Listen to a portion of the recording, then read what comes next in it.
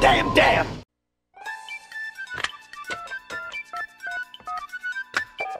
Is this the magic school bus? Is this the magic school bus? Magic school bus? Magic school bus? You mean magic school bus? Magic school bus? Magic school bus?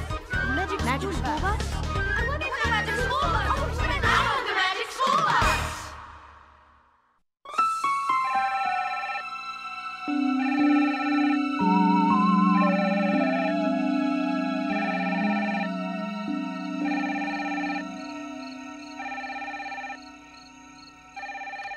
Hello, Magic School Bus. Don't you mean the Twilight Zone? That show had more science fiction than fact. Well, we realized a school bus would make a lousy spacecraft. I'll give you that one, but only because you call it a magic school bus. But there's no way any spacecraft could visit all 9 planets in a day. Well, if we did it in real time, you would be a grown-up by the time we got to Pluto. Speaking of Pluto, scientists don't really know what its surface is like. You're right, but until one of you kids grows up to be an astronomer or an astronaut and figures out what Pluto is like, we have to guess. Also, Pluto right now isn't the 9th planet from the sun. Until 1999, it's temporarily inside Neptune's orbit. Right again. What about those funny-looking sun goggles? I happen to know you should never look directly at the sun. Hurts your eyes. You're one bright kid. So how come some of the time the kids were floating around in the bus?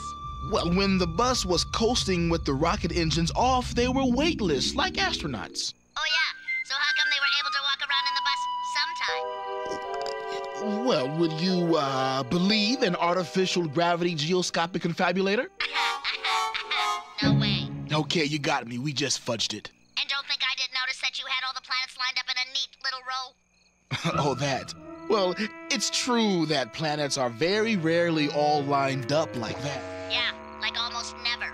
But it's so much easier to keep track of them all that way. You wouldn't want us to have forgotten one, would you? And another thing, if an astronaut ever does make it to Pluto, she'd better not take her helmet off.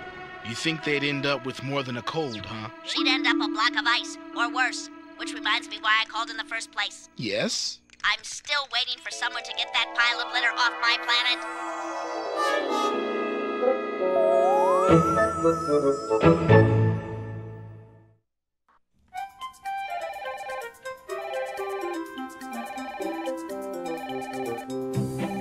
Magic school bus. Just a minute, please. Hold on.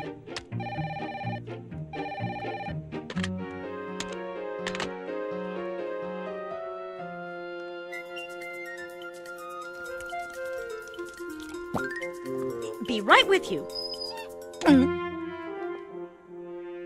Magic school bus. Boy, for a show on science, there's sure a busload of mistakes. You think so? I mean, they just zip through the digestive system. Nobody's food goes through them that fast. You're right. It takes more than 10 hours to digest, but when we pitched Digestion, the miniseries, the network didn't bite. And where did all the light come from? Except for in the mouth, digestion takes place in complete darkness. Believe me, it would have been a lot cheaper to do the Magic School Bus radio show. And another thing, you only showed the small intestine absorbing stuff. So we left out something? Something important. The stomach doesn't break down everything. The small intestine breaks things down too. And all that stuff about the system not working in reverse. Sometimes it does, like when you throw up. Right again. But normally, it doesn't work that way. And talking about normal, you didn't complete the ride. Waste products that accumulate in the large intestine. I know. They are eliminated out through the anus, the end of the digestive system. It's natural. It's normal, but did you really expect us to show that on daytime TV? Well, maybe not. And another thing, Wanda using gum to go bungee jumping in the large intestine? I mean, come on. Cute, huh? You could never use gum for bungee jumping, not in a million years. I wish you guys would stick to the facts. Huh? What was that? That? Oh, that was just the sound of Liz stretching the truth.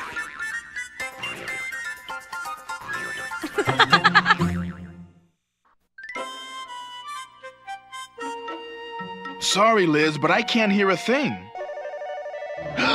Liz, your heart sounds like a telephone. Hello? Hello, is this the Magic School Bus? Yes, and you're talking to the producer. Can I help you? Yeah, what were those kids doing visiting Ralphie when he was so sick and tired? Oh, well, don't worry. He wasn't infectious. Thanks for calling. Bye.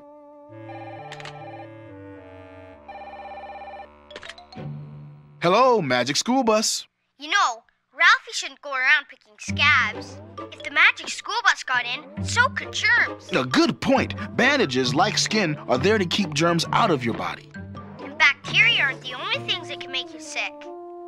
There are viruses, parasites, fungi, and... Right, and some sickness isn't caused by infection, but by the body's own systems not working right. Thanks for calling. Bye. Whew. Hello, Magic School Bus. Well, I think that somebody should say that medicine can be dangerous, and kids should never take medicines without an adult in charge. You just did, thank you. Did Ralphie ever get better? He sure did. His body did a great job of getting rid of all those germs, and he got just as healthy as he was before. And they should also say that your body's always trying to be healthy. You're absolutely right. And there's a lot you can do to help it out. I know.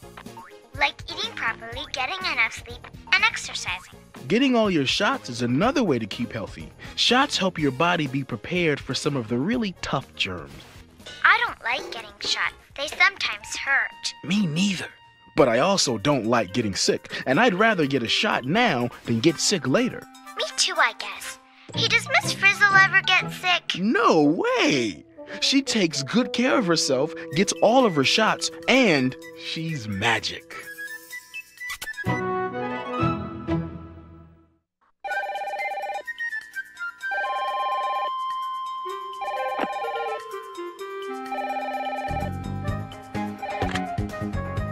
Hello. Hi, is this Big Al's Total Pig Out Emporium?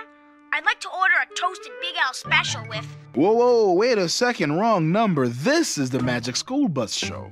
No way! I was just watching it. That's why I was so hungry. Maybe you can clear up a few things for me. I'll try. People are on top of the food chain, right? Except I don't eat just tuna. I eat lots of things.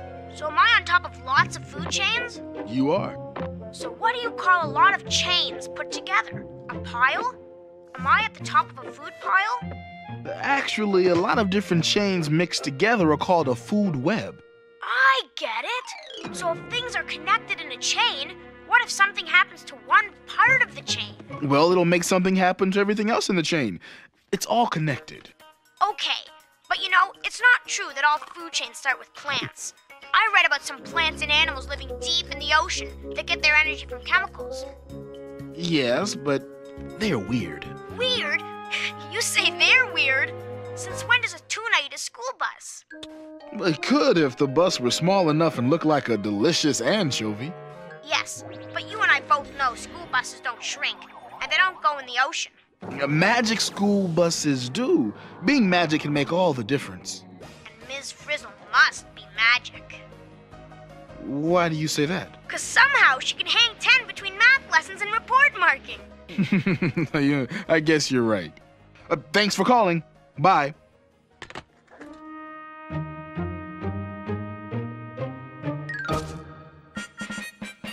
Why, thank you, Liz. This looks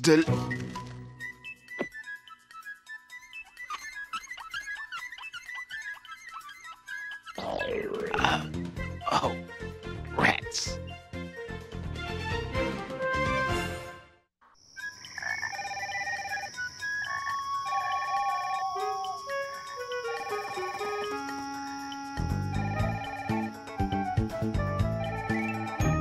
Bye, Bella. I know you're going to have a good life here, but I am going to miss you. Bella! Bella!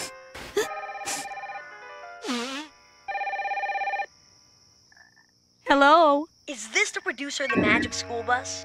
Yes, it is. Good, because I have some questions. Well, shoot. Since when can a bus shrink and sprout legs like a bullfrog? Since the scriptwriter wrote it in for the purposes of this episode. So you admit it can't really happen. Well, not in the world as we know it, no, but... And what about the business of the stream turning into a pond? That takes ages, doesn't it? Well, it can take anywhere from weeks to years. But on this show, it only took minutes. Hey, if we'd taken any longer, you would have changed channels. Maybe, maybe not. And the stuff about beavers making their own habitat. We humans do that too, don't we? Hey, that's my lunch. Yes, sometimes humans and lizards change habitat so quickly that animals and plants and producers, whoa, ooh, don't have time to adapt or move. So, how's Bella doing in her new habitat anyway? Well, she's doing just fine, thanks. Just fine. Great. Well, thanks very much for your time. Goodbye. Goodbye. Here, can I help you with that, Liz? Just want to keep everybody happy. Get it, Liz? Happy.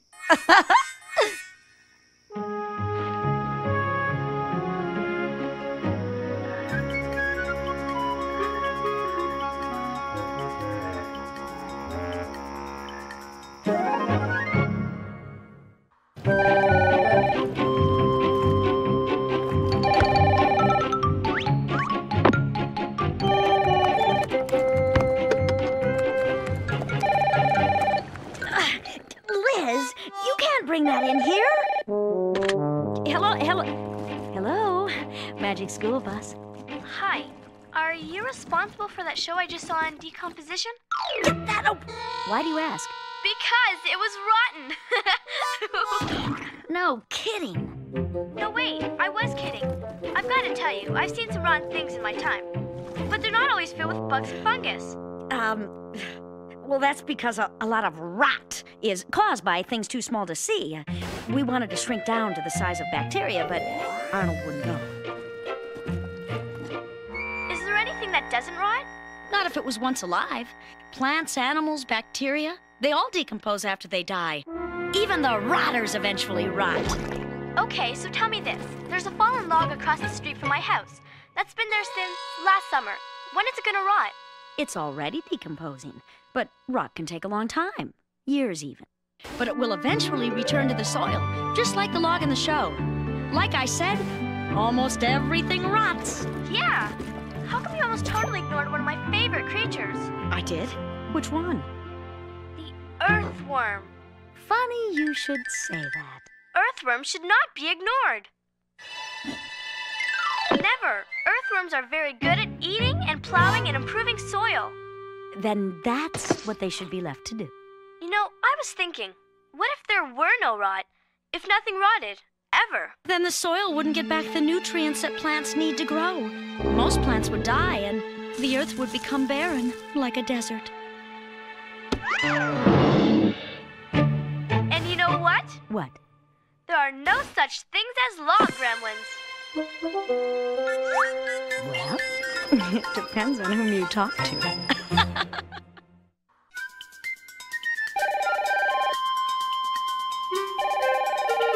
Are you sure the producer wanted this fake cactus, Liz?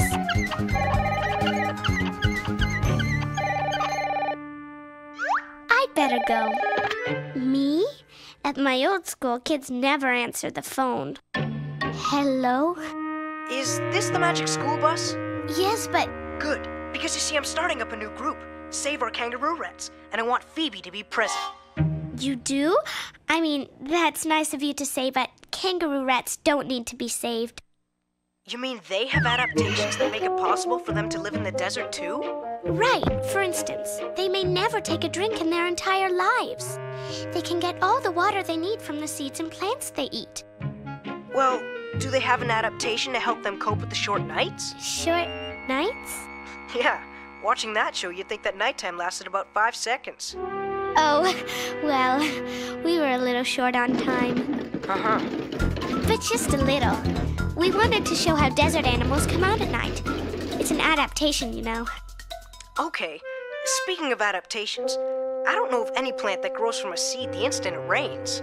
Look, when you have a lot of information to cover in a half an hour, you don't have time to wait for seeds to grow into plants. But they do grow very quickly in the desert.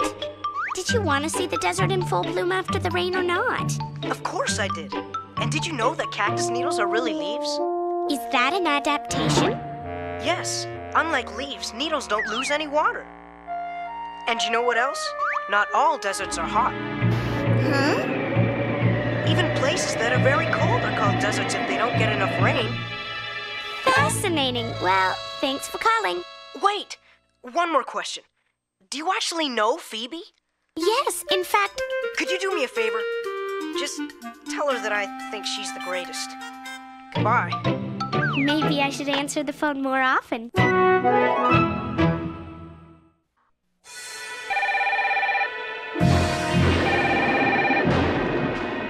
Hello, Magic School Bus. Hi, are you the one responsible for that show on sound? You might say that, yes. Well, what's the deal with that house? I mean, you can never see sound. It goes way too fast. Oh, you're right. That's why they had magic glasses. I don't get something. If sound is a vibration, just what's doing the vibrating? Thin air.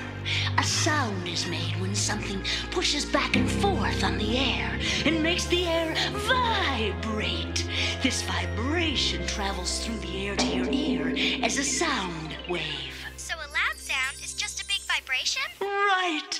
And a soft sound is a very tiny vibration. And what about our ears? You hardly mentioned them. Ears are very important. They turn sound waves into something our brain can handle. That's how you hear. But not everybody's ears work the same, do they? My grandmother wears a hearing aid to help her hear better. And some people can't hear anything ever. Even with a hearing aid, they use their brains with their other senses to replace hearing. And another thing, there are lots of differences in sounds besides loudness and pitch. A violin and a saxophone sound very different, even when they're playing the same note. True. There are enough different kinds of sounds to fill the world. But we only had half an hour and we had to leave room for all those hilarious jokes. Okay, but one last thing. Yes? About that ghost. Well, that can't have been true. I mean, everybody knows there's no such thing as ghosts. Certainly not.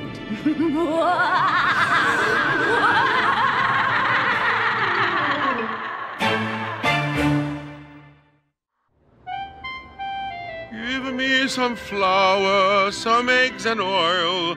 I'll give you donuts without much toil. Oh, finally. All my baking done for the day. Yeah, yeah. Wow! Is this the bakery where they filmed that Magic School Bus show? Yes, of course. I was brilliant in it. A remarkable tenor. That's what the Frizzle Opera Review said. Those look good. I bet you a donut I can tell you some crucial information missing from the show. What? Impossible. You insult me. You're on, kid. It was... Wait! Ooh, was it that Dorothy Ann is a little too young to be doing those experiments? Not really. Miss Frizzle was there. And everyone knows you need a grown-up around when you're doing chemistry experiments. And she was wearing goggles. Aha! Then I'll bet you 2 donuts. Sure, it was... Wait! Is it that some people think chemicals are bad for them? No, some chemicals are good. It depends on what you use them for. Okay. 3 donuts then. Okay, it was... Wait! Oh, wait! Was it, even though we said things are made out of parts, we never said what the parts were made of? No, I already knew they're made of smaller parts called atoms. And atoms are made of even smaller parts. And so on and so on. It was... Wait! Maybe you think things like salt and sugar don't really look like building blocks and diamonds. They do under a microscope. I love looking through microscopes. I think you're bluffing! I'll bet you every donut in this store that you cannot tell me what information was missing! You never said how old Miss Frizzle is. Oh, I did. Oh, leaping ladyfingers. Crumbs! I've been reduced to crumbs!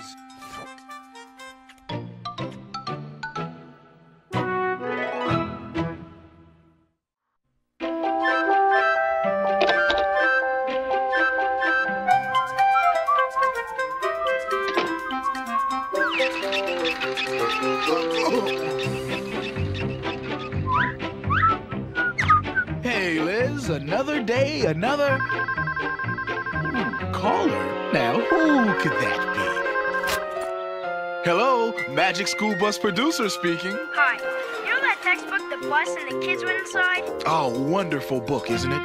Yeah. I'd like to know where I can get a copy. So you can visit a world without friction? Right. I already checked the library. Where'd you look? In the non-friction section, of course. Well, actually, you can find non-friction anywhere. But here on Earth, I thought friction was the only game in town. It is, but you'd be surprised how many ways we can give friction the slip. You mean like sliding down a slide? Exactly. Very little friction, but lots of fun. Or playing shuffleboard? Oh, and of course. Ice skating! She shoots! She scores! Yes. Snow skiing. And water skiing. Snow sledding. Skateboarding. Oh, and don't forget, log rolling. Very non-frictional. So friction is all around us, but sometimes there's just less of it. Exactly. And sometimes a lack of friction can surprise you. Yes, I suppose it could surprise you. Thanks. Non-friction is my favorite. Sometimes working on this show is stranger than friction.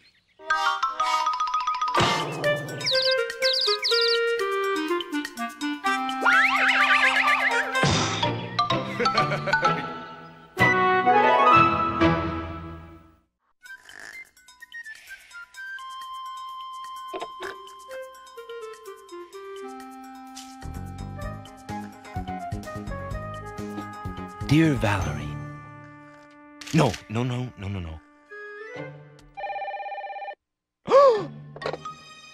Hello, is this the Magic School Bus? But I don't work here. Whoa! Huh? Hello? Hello, is this the Magic School Bus? Yes, but... Did you work on that show about seeds? Oh, actually, I was in it. Then maybe you can answer a few questions. Well, I'll try. First of all, why didn't Phoebe just look in a catalog and get her seeds from there? Because seeds don't really come from catalogs. They come from plants. True, but how about when Miss Frizzle speeded everything up by magic? Oh, I do love her magic. Well, they do that on nature programs all the time. It's called time-lapse photography, and they use it to show things happening faster than they really do. But there's some things that just can't be rushed. What are you talking about? Huh? Oh, sorry. Was that the question? What kind of plant did Phoebe have anyway? Oh, that was a flowering Metapicus. Give me a break. There's no such plant. Okay, you're right. Phoebe's flower was invented for the show, but it's very similar to lots of real flowers. But one last question. That's what I'm here for. Does Miss Frizzle have a boyfriend? Oh, well, I don't have time to answer that. Goodbye.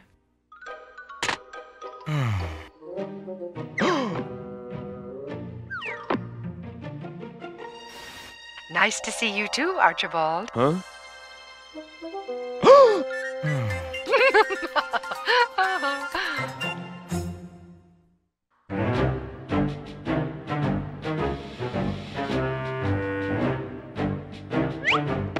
Okay, Liz, I promise I'll let everyone know how much work you did on that movie.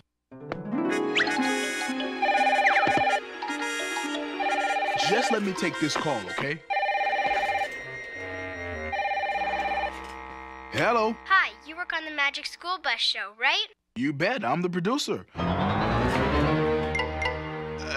One of them. I know for a fact there are thousands of ants in an ant colony. But in your show, I only counted 137. Well, I guess you must be an account ant. Get it? Oh boy, now I know who's responsible for all those terrible puns. Well, actually, you're right. There are thousands of ants in one colony, but we couldn't afford to hire that many extras. And there are also thousands of different species of ants. You only showed one kind of ant. Right again. There are about 10,000 different kinds of ants, more than all the other social insects put together. And you didn't say a thing about the fact that all the ants we saw were female. Well, yes, we feel quite repentant about that. Now, almost every ant in a colony is female. The only thing the few males do is mate with the queen. Anything else? Yes, ants use pheromones for more than telling friend from foe. It's how they communicate where food is. If the nest needs repairing, they smell pheromones like we hear words. You know, kid, I have to say, you're pretty darn smart. Actually, I'm brilliant. Gotcha.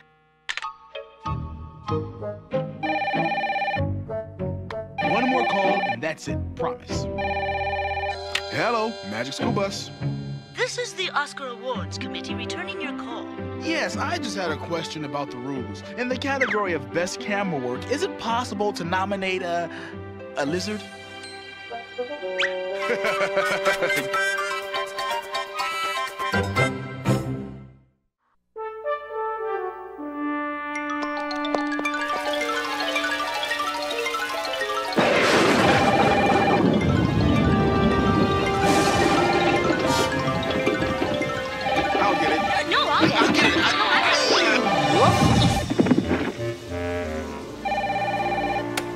Hello, Magic School Bus producer. Producers. Shika, shika, kaboom! Oh, very good. Thank you. I'm studying up to be Weather Woman. Are you? Yeah, test me. Okay. What is weather? Weather is what the air is like above us, all the way to the highest clouds, as well as all around us. Good, good. Ask me another one. True or false? Most raindrops start out as ice or snow. True.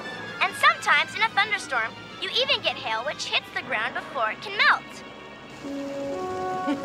Whoa! You are one sharp kid. I told you, I'm studying up to be Weather Woman. Shika, shika, kaboom. Ask me another one.